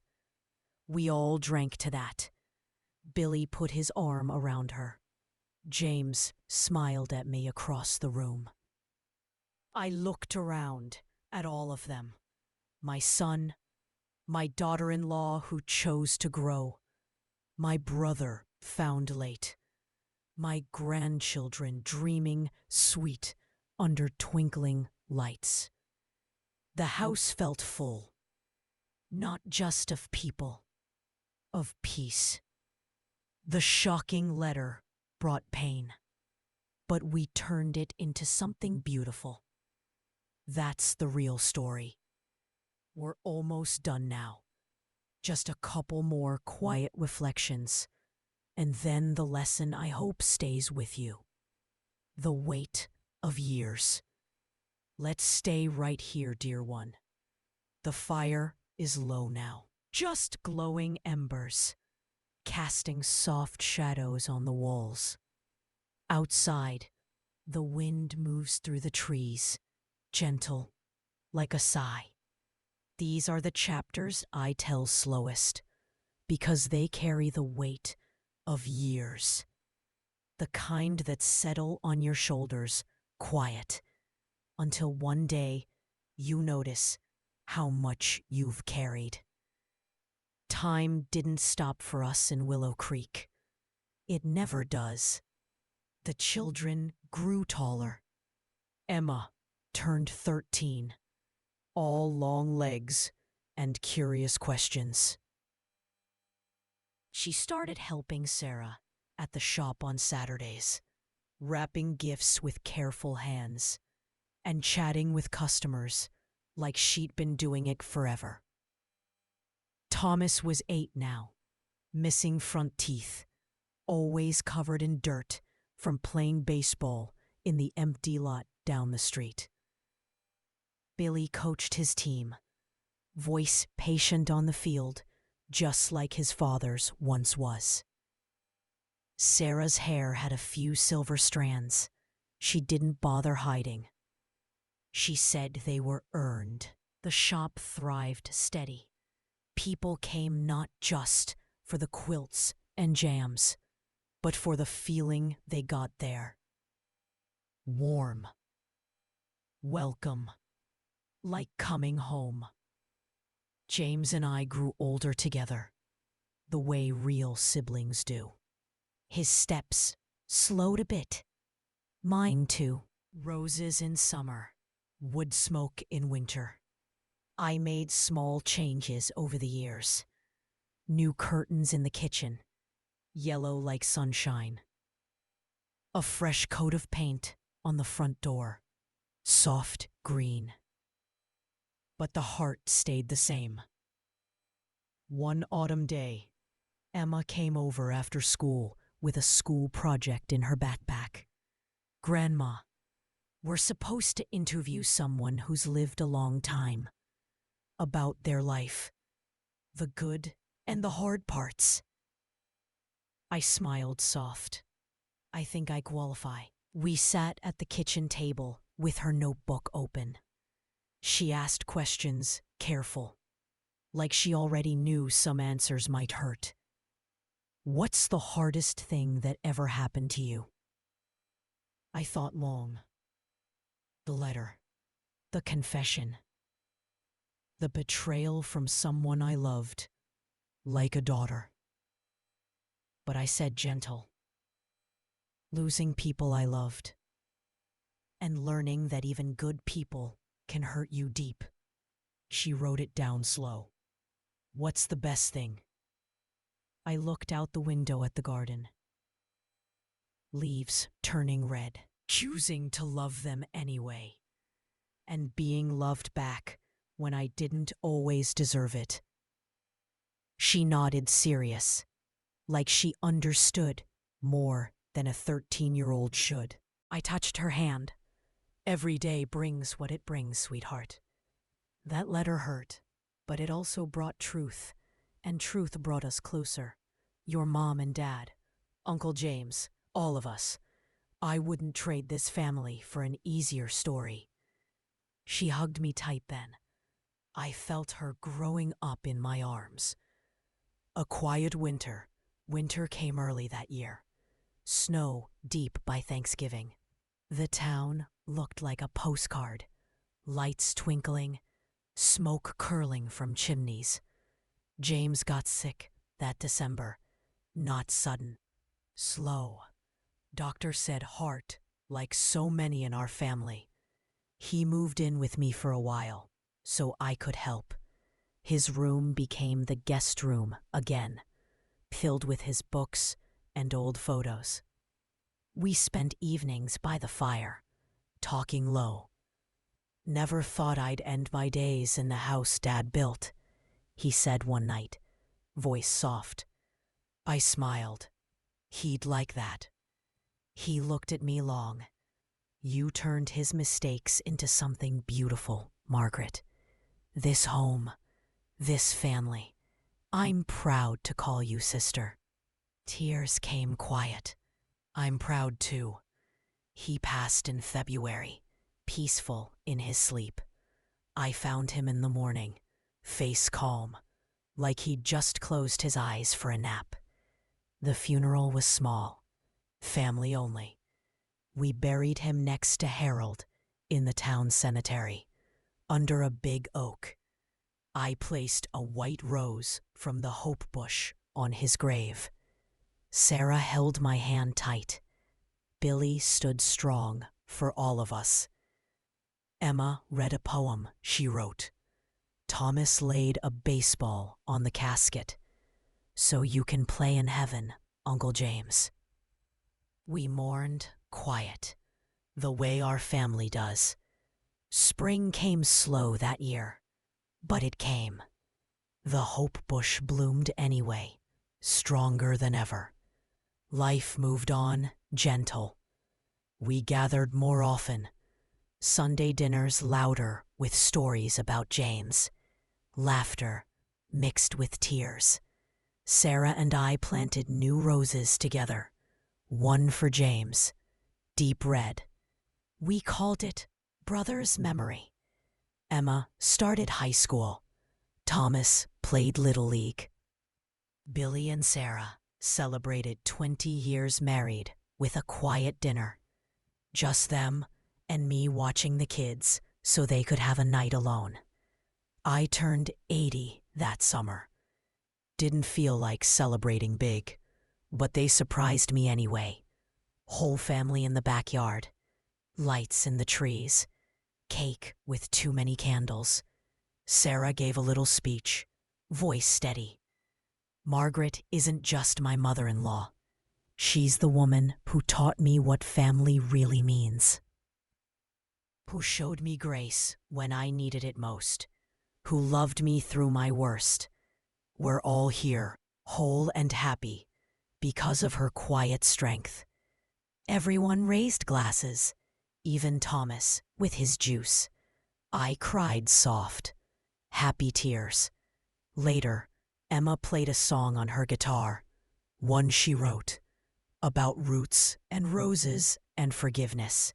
I sat listening, wind in my hair, heart full. The years kept turning, quieter now. I moved slower, naps in the afternoon, more time on the porch swing. But the house never felt empty.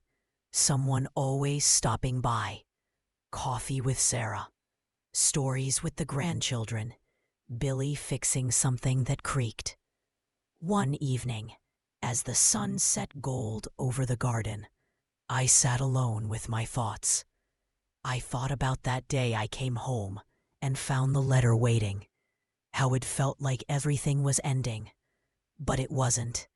It was just changing into something deeper, truer, more beautiful than I ever imagined. The shocking letter from my father, stepfather. Real father, complicated man, brought pain I never asked for, but it also brought the chance to choose, to forgive, to heal, to love bigger. And we did, all of us. One more part left, my friend. The softest one, where I leave you with what I hope stays in your heart long after the story ends. The last roses. Here we are, my dear friend. The end of the road. The house is quiet tonight. Just the soft hum of the old refrigerator and the distant call of a night bird outside the window. I've told you everything now. Every hurt, every hope, every quiet tear and gentle laugh. Thank you for walking this long path with me. It's been heavy on my heart for years, but sharing it, it feels lighter now. The years kept coming, gentle and steady. I turned 85 a few springs ago. The family made a fuss. Of course, balloons on the porch, a big sheet cake from the bakery in town, too many candles to count.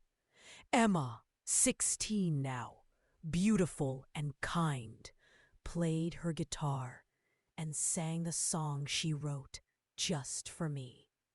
Thomas, 11 and all energy, organized games in the yard. Sarah and Billy held hands the whole day, eyes soft when they looked at me. James was gone by then, but we felt him there, in the roses, in the laughter, in the way we chose each other every day. My body slowed more. Arthritis in my hands made gardening harder, so Sarah and Emma took over the roses. They pruned careful, planted new ones each year. The hope bush spread wide, strong roots holding it steady through storms. I spent more time on the porch swing, wrapped in a quilt Sarah made from old family shirts, pieces of Tom's flannel, Billy's baby blanket, even a square from one of Harold's old work shirts, soft and worn, full of memories. Visitors came often, neighbors with pies, old friends from church with stories. The children after school, doing homework at my kitchen table while I dozed in the rocker. One autumn afternoon, Emma sat with me on the swing. She was quiet a long time, pushing us slow with her foot. "Grandma," she said finally. I read the letters, the ones in the new box. I nodded calm. I'd known the day would come. All of them. Yes, even Great-Grandpa Harold's. I waited. She looked at me, eyes steady. It's sad what he did, but it's beautiful too, what you did after. I touched her cheek. Life is both, sweetheart, sad and beautiful mixed together. She leaned her head on my shoulder. I want to be like you when I grow up, strong, quiet, forgiving. Tears came soft. You already are. We swung slow, watching leaves fall gold and red. Winter came again. My last one, though I didn't know it then. I caught a cold that turned stubborn. Doctor said rest, fluids, time.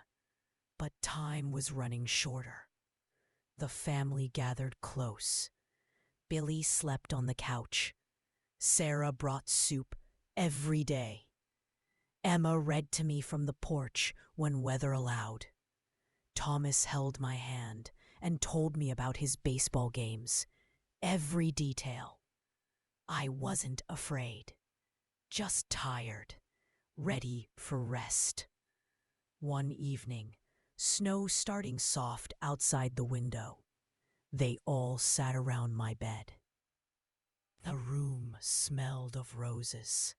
Sarah had cut the last blooms from the greenhouse she'd built years ago.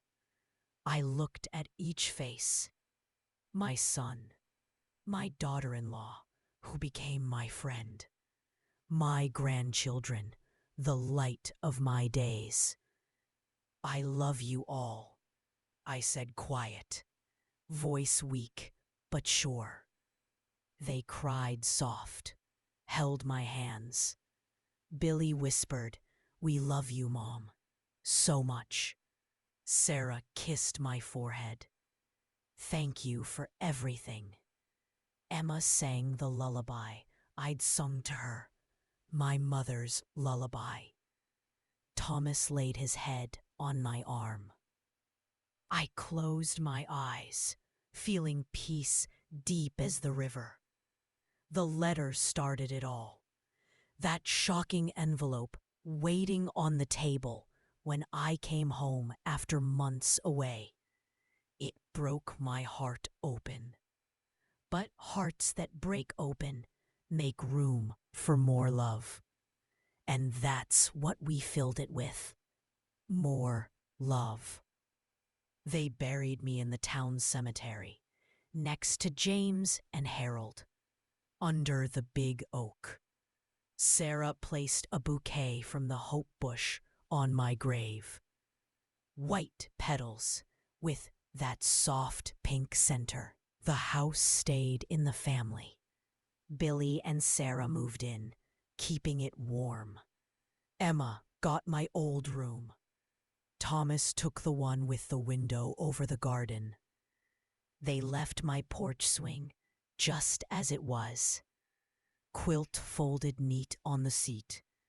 Sarah kept making jam every summer. Same kitchen, same recipes. She taught Emma, who taught her own children someday, I hope. Ellen's corner stayed open. Bigger now, with a little tea room in the back. People come from all over for the quilts, the jams, the feeling of home, and the story. They tell it gentle, not the dark parts loud, but the healing, the forgiveness, the love that won. Emma wrote it down one day, a little book, self-published, called it The Roses of Willow Creek, about a family, secrets, and second chances. She dedicated it to me. Sometimes, on quiet evenings, Sarah sits on the porch swing with a cup of tea, watches the garden, feels me there, because I am in the roses, in the laughter drifting from the house, in the way they choose each other every day. The shocking letter from my father changed everything. It brought pain I never expected. But it also brought truth. And truth brought healing. And healing brought us closer than we ever were before. That's the real story. Not the betrayal. Not the secrets. But the quiet strength to forgive. The choice to love anyway. The beauty that grows after the storm. If you're listening to this and you're carrying something heavy, a hurt, a secret, a broken trust, know this, you're not alone. Hearts mend slow, but they do mend. And when they do, they're stronger in the broken places.